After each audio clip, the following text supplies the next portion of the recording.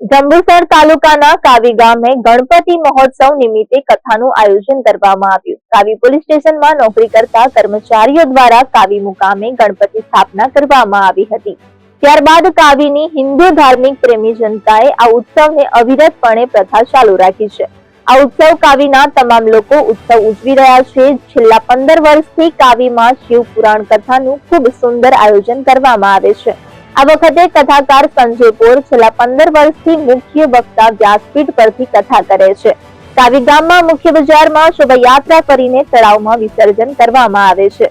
આ વિસર્જન યાત્રામાં તમામ હિન્દુ મુસ્લિમ ભાઈઓ એકતાનું પ્રતિકરૂપ સાથ સહકાર આપી ખૂબ ઉત્સવ સુમેળ ભર્યા વાતાવરણમાં થાય છે। અમે ગણપતિ ઉત્સવની સ્થાપના વર્ષો પહેલા મહારાષ્ટ્રીયન અહીંયા પોલીસ સ્ટાફમાં બધા હતા તે વખતથી શરૂઆત થઈ રહી।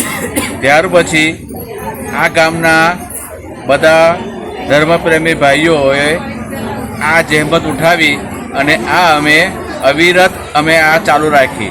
અત્યારે અમે આ જ્યારે ગણપતિ ચોથના દિવસે બેસાડીએ છીએ, 11ના દિવસે વિસર્જન કરીએ છીએ। એ સમય દરમિયાન 7 દિવસની અંદર અમે કોઈ પણ વિષય પર અમે સપ્તાહ કરીએ છીએ। હમણાં જે વિષય ચાલે છે એ શિવ પુરાણનો ચાલે છે।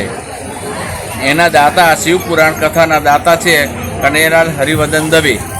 અમારે 7 દિવસની અંદર ધર્મપરાયણ બહેનો તથા ભાઈઓ શ્રોતાગણ અહીંયા આવે છે અને ધર્મની રીતે અહીંયા એનું સિંચન કરે છે।